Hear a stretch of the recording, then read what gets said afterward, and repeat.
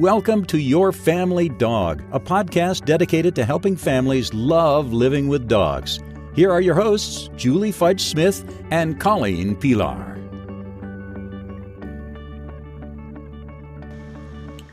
Hello, and welcome to Your Family Dog. I'm Julie Fudge Smith, and I'm here with Colleen Pelar, and we love to talk about dogs. And we've been doing this now for several months, and looking at our statistics, we were very excited to see that we have listeners in places we never dreamed we have listeners.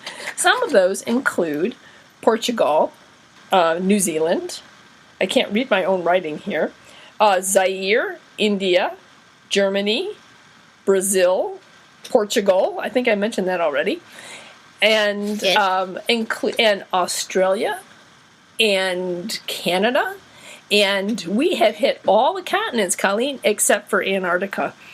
And I know, and I want to go all of those places. I've only been on your list there to Canada. That's my big adventure on that list of places you just listed. So I have to start scheduling my trip to Zaire and Burma and everywhere else. So we love that. We're super excited that people all over are listening to Your Family Dog. And we would really like some more engagement. We get some emails from listeners, and we love getting those. We'd also love to get voicemails or voice memos that you can record on your phone and email to us. So if you have any thoughts that you're willing to share or questions you want to ask and you'd like us to ramble on about for half an hour, because that's what we do, we would love to receive them. Our phone number in the U.S. is 614-349-1661, and our email is feedback@yourfamilydogpodcast.com. We're so glad you're listening. So now I suppose we should get back to our topic of the day, which was obesity. And Julie came up with a really scary statistic that I had not heard before. Yes, I was doing some research, and according to a study by the Waltham Center for Pet Nutrition, obesity can reduce the length of a dog's lifespan by up to 10 months. Now, they may not seem like a lot, but what's interesting is if you take a look at that, is what's an average lifespan for a dog. Now, some of the statistics we found was that a dog over 90 pounds will only live approximately, on an average, 8 years. Less than 20 pounds, approximately 11 years. And our mid to large range dogs, also about 11 years. So how much is 10 months out of 11 years? Well, it turns out to be 7.6% of your dog's life. If you look at that for an average human who lives 78.8 years, that works out to be 6 years you would have lost off that life of a human being. So 10 months is a very long time in a dog's life, and certainly one that can be prevented by keeping your dog at an optimum weight. Yes, and looking at some of those statistics and averages was a little bit shocking to me, too. The 10 months thing was shocking, but even just to see, like, if we take all the averages, that 11 is basically our average lifespan for most of our family dogs, that I have to admit is shockingly short. Because when I think, like, oh, yeah, dogs, they, 14, 15, 16, 17. Maybe that's a little on the optimistic side, but that is something that we all need to be aware of, because we so love having our dogs in our lives that to lose them 10 months early for something that we could easily control is something we want to be really aware of. Correct. So why is it that you think dogs trend towards it? There was another statistic I found. Where is it? More than 45% of family dogs, according to the Pet Obesity Prevention, by the Association for Pet Obesity Prevention, more than 45% of dogs and 58% of cats can be classified as overweight or obese. A gain of even a pound or two of additional fat on some dogs and cats can place significant stress on the body, as well as reduce weight. So what are some of the conditions that can occur as a result of excess weight? Exercise intolerance and decreased stamina, respiratory compromise or breathing difficulty, heat intolerance, high blood pressure, diabetes or insulin resistance, liver disease or dysfunction, osteoarthritis, increased surgical or anesthetic risk, lowered immune system function, an increased risk of developing malignant tumors or cancer. Sound familiar? Those are the same risks I think that humans face. Right. They are classified as obese. And some of them become a self-fulfilling prophecy. That if you're overweight, it's harder to exercise. And if it's harder to exercise, you're more likely to be overweight. And same thing with the heart disease and the respiratory issues. If you're overweight, it's harder to breathe when you exercise. Oh, wait, if it's hard to breathe when you exercise, it's easier to be overweight and have this sort of cycle where we get ourselves into a downward spiral. And that can be a really challenging thing. And it's scary to think that so many of our dogs and cats are overweight. But guess what? Our population is overweight too. And I have to say, when I'm talking to clients, I'm always a little bit uncomfortable broaching the subject of, by the way, your dog is overweight, because guess what? I am too. Julie, for those of you who need to know, Julie's super fit, yoga, skinny. No. But I tend toward a little bit curvier. So I have this awkward discussion in which I say, I think we need to talk about your dog's weight. And I recognize that I'm sort of saying do as I say and not as I do to a certain extent. But your dog isn't the one making the choices about what your dog is consuming and whether that's good, healthy food and whether they're getting enough exercise and whether they're getting enough enrichment and stimulation and all of those things. Your dog can't make these choices. So when I leave the appointment and I eat a Snickers bar, that's my poor choice as opposed to my dog who may have weight issues. That's not necessarily his, control, under his control. Right. And I would also say, too, that I think that obesity happens in dogs for the same reason that it happens in people. As we've discussed, lack of exercise, too much food compared to your exercise, and poor quality food. And I think that is one that people don't think about nearly as often as, I need to get out there and exercise more, and I probably shouldn't eat that Sunday. But it's not necessarily the Sunday. It's the Sunday and the cookies I had the day before, and the candy bar I had the other day. And so it's consistently poor nutrition leads to obesity and other health problems as well. So, and for our family dogs, most of them are being fed some sort of commercially prepared diet, which means that they get scraps or whatever, but their basic meal is pretty much the same every day.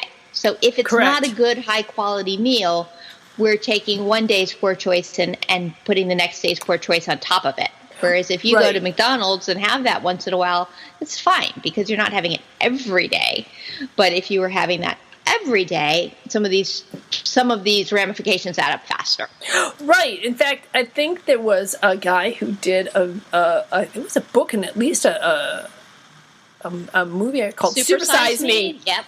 Where he ate all of his meals. And by the end of the month, where he ate every meal at McDonald's, the guy was just in horrible shape. He had gained a lot of weight, and his blood pressure had soared, and his skin quality was poor, and all kinds of things. So I think quality of food is something that can really make a huge difference. And I know for a lot of people, one of the issues with feeding a higher quality food is, unfortunately, it is more expensive. Mm-hmm. But on the other hand, you tend to feed less of it because it's denser nutrition. And I always tell people, one of the things that when I get a dog, especially if I get a puppy, I want to try to build the best dog possible from the ground up. And so I'm willing to compromise a little bit and give him really good quality food and make sure that he has all the things he needs, because I'm thinking in the long run, I'm going to be spending a lot less on vet bills if I had built a healthy dog from the ground up. So yes, those higher premium foods are more expensive. That's a great way to think of it. When I have clients who are a little bit older, meaning over 30 and probably over 35. You mean like me? If they remember the old Total commercials. The younger people don't know these at all. But there's a cereal called Total, and their advertising campaign used to be, how many bowls of this kind of cereal does it take to equal the nutrition in one bowl of Total? And they would compare, it would take you 8 bowls bowls of cornflakes to equal the nutrition in one bowl of total, or whatever it was. And they would figure this out. And that's what I tell people about the high quality foods. Right. So sometimes what we're looking at is it's going to take you significantly more volume of food to equal the nutrition that your dog needs in a lower quality food. And you might be feeding significantly less in the higher quality food, but when you look at the price per pound, you get sticker shock because you're like, right. oh, per pound, oh my gosh, I'm paying 2 or 3 or times as much.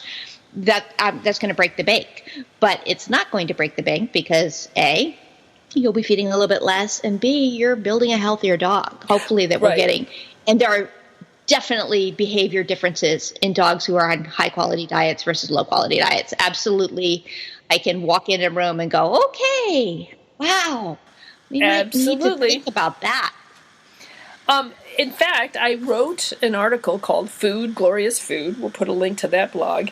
And the Whole Dog Journal does a yearly review of dog foods that I highly recommend. Anything they recommend, I recommend. But there's another company called Review.com.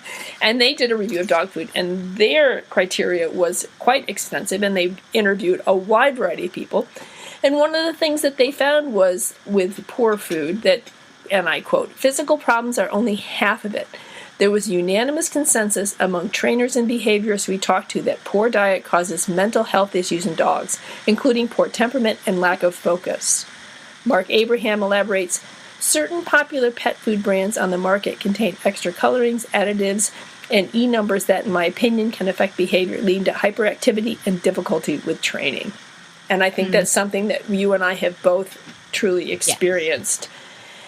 Yes. And so I think that there are a whole lot of reasons. So if your dog is hyperactive and unable to focus and feel like it looks like a toddler on sugar, well, very well could be he is like a toddler on sugar, because if there's certain ingredients will cause dogs to behave in that way. And so I think that when you look at foods, you need to think about, what am I trying to do? Am I just trying to have my dog survive, or do I really want him to thrive? And I think you and I both really want dogs to thrive.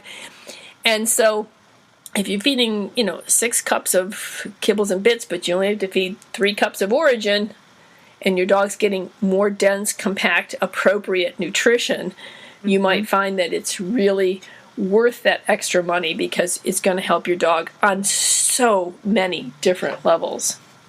Yes. And I think we were talking a little bit in a previous episode about the word companion being one that you share food with. Right. Companion. And I think food is a way we show love. Mm-hmm. And so for many families, their dog is being loved by being overfed. And if we can find ways to show love that are either lower calorie or, same amount of calorie, more work, then that can balance it out. Because it's not a case of that people don't care about their dogs. So my dog is overweight and I don't care. It's my dog is overweight because I adore him. Yes. That's usually Yes. it. So that recognizing that piece, when we look at, what can we do to make this more fun? How can we help your dog to the interactive intelligence toys are such a good way of helping a dog really work for meals and figure things out and enjoy the hunt of it. And dogs really love that. They love the puzzle aspect of it.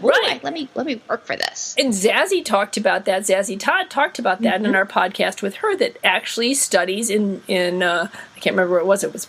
Bristol was the tug study. Doesn't matter. But there are actual studies that show that dogs prefer to work for their food. They prefer the puzzling kind of thing. Mm-hmm. So if you want to spoil your dog, I've had people tell me, I can't spoil my kids. I just want to spoil my dog.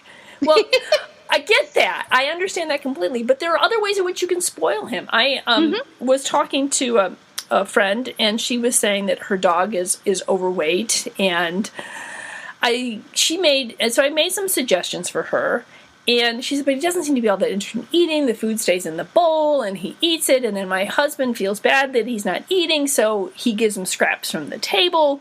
Mm-hmm. And so she made 3 changes, and they were pretty easy changes. 1, she switched to a high-quality food. Mm-hmm. 2, she took away the bowl. And all of the food, she got both wet and dry food of this high-quality food, and she put layers in a Kong of dry food and wet food. And so the food is measured out. He gets 3 kongs a day, and he works for his food, and he loves it. He loves the food. He loves the puzzle. He's become more engaged with them. He's become more animated with them. Her husband does, and she also told him, you can't feed him any more scraps because we're giving him all these toys. So I think he slips him a little something, but not nearly as much, because he doesn't feel as sorry for him because he's having so much more fun eating. And in something like 2 or 3 weeks, probably 3 or 4 weeks, the dog lost 2 pounds, which we figured out was about 5% of his body weight, which was really good. And now he's feeling better and he's playing more, and the whole thing is starting to cycle in a positive direction. So I thought those are 3 simple things you can do. Those are really simple things you can do. And 5% of your body weight doesn't sound like that much, or 2 pounds doesn't sound like that much.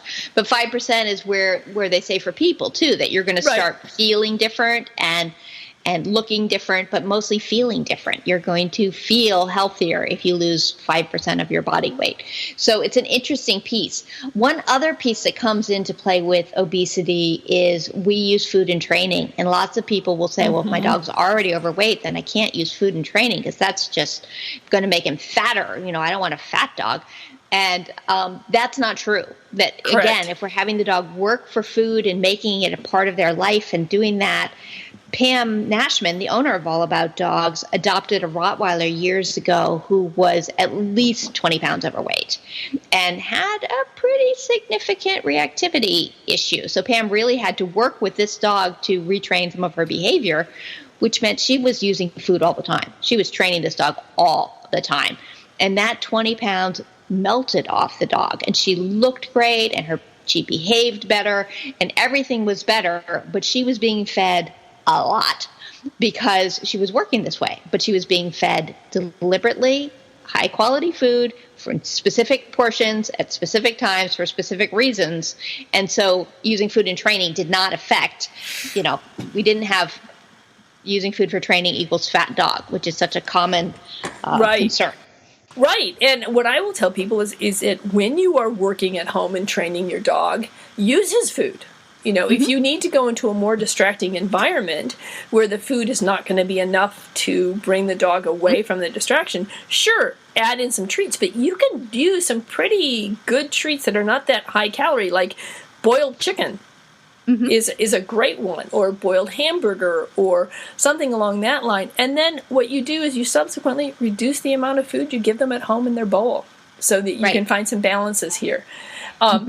So and if you think about looking even at home, if you're not using food at home and you're using some other treat, the treat I use at home if I'm not using food is Cheerios because they have very low calorie and there's nothing too exciting about them. But if you were to compare them against a dog treat is likely to be much higher in calorie and much higher in junk, all sorts of additives and preservatives and all sorts of other things. So just using your standard kibble at home is genius mode. It's just very, very helpful. But if you just want to keep something nearby, it's like, you get a special treat. At my house, it's Cheerios. Woo! And it's very exciting because he doesn't know that there are other options at home. He loves his Cheerio game. That's a great idea. The other thing is I also tell my owners is if you're going to be careful about the food, you kind of need to be careful about the treats too. Oh, yeah. So start reading labels for treats. I know that my bookkeeper, for the first 2 years, it's like, Julie, do you understand how much you spend? Like, yes, I do. I understand exactly how much I spend on treats because I buy good quality treats. Because if I'm going to be working with a client's dog, I don't want to feed them something that I wouldn't give my own dog. And there are certain ones out there, like right now, the dog's personal favorite is lamb lung. Now, there's just not a lot of calories in lamb lung because there's a lot of air. But there's something about these lamb lung fillets that just send them over the top. So I don't mind, and you can buy them, by the way, in bulk so that you can get... People are like, lamb lung? And I'm like, yes, and it's gluten-free, which is always amazing to me that you put... Who would think that lamb lung... Just in case I wanted to snack on something. That's right. But anyway, so there are treats out there. But if you are going to use industrial treats, make sure that you are careful about the ones that you buy so that the fat content and the junk in them is not like your dog. If you can be careful with your dog food, be careful about your treats as well. Yeah, and it's easy to lose track of your dog's weight, just like it is your own weight, because it changes gradually. It's a little bit here and there. I actually had an experience about 6 months ago where I took my dog in for his 6-month visit, and it turned out he had dropped weight, and I hadn't realized. And he's a fluffy dog. He's got an undercoat and everything, and he looked the same to me, but he had dropped 2.5 pounds. And the big difference was I was walking more. So he and I were going walking more, which he loved and I loved. And it was good for me. I had also probably dropped 2 pounds. But I hadn't noticed that he was losing weight. So my vet taught me this method for identifying whether you think your dog is Goldilocks style, too thin, too fat, or just right.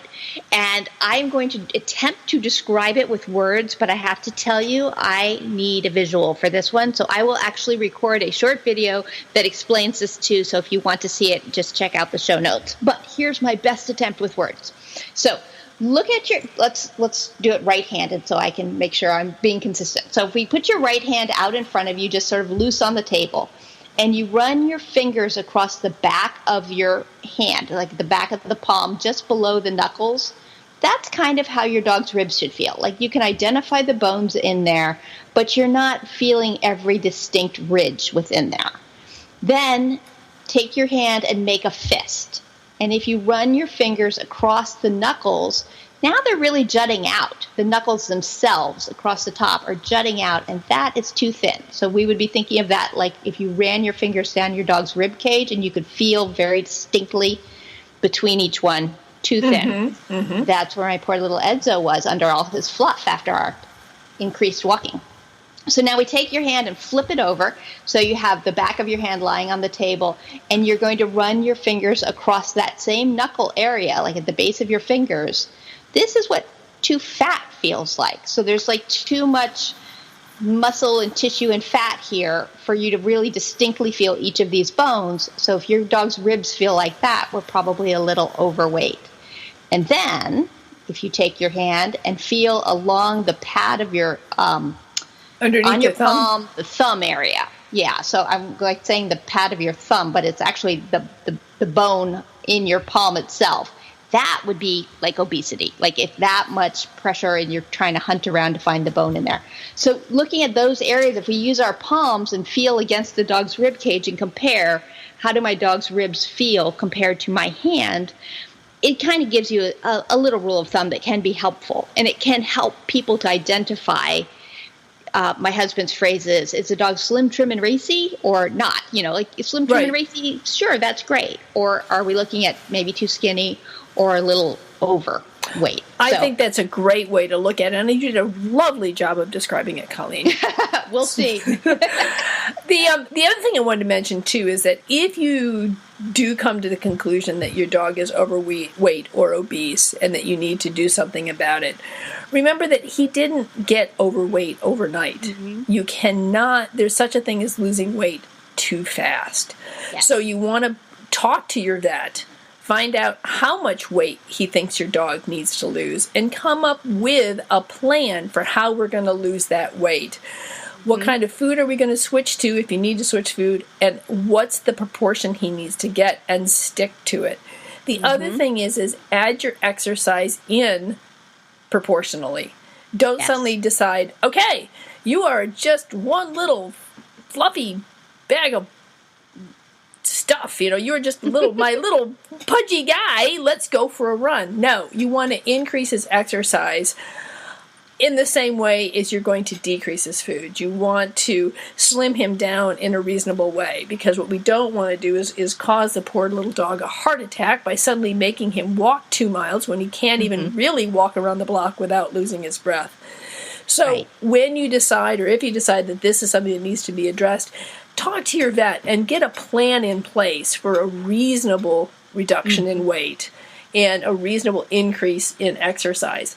The other thing you might do, too, is if your dog is older than 5 or 6, make sure some blood work is done on your dog, because there can be other reasons why dogs are either gaining or losing weight. They can be thyroid issues, there can be other issues, and you certainly want to make sure that his blood panel is okay, that he's not if he's got arthritis. Sometimes dogs don't let us know that they're in pain, that their hips or their knees are arthritic.